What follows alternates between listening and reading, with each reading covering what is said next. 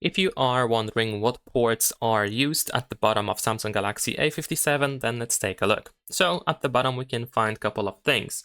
In the middle over here we have the USB-C port, so we can use the USB-C cable in order to charge the phone, to transfer files after connecting to, for example, your computer, or we can use additional USB-C accessories.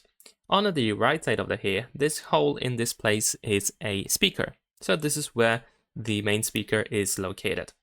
On the left side, left to the USB-C port, this little dot over here, this hole is the microphone. You don't want to mistake it with the SIM tray hole, because if you put the SIM eject tool into this hole, you might destroy the microphone by accident. You might break it or something.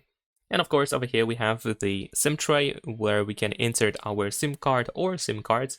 And there is also the SIM tray hole in here. And that is pretty much it. Leave a like and subscribe.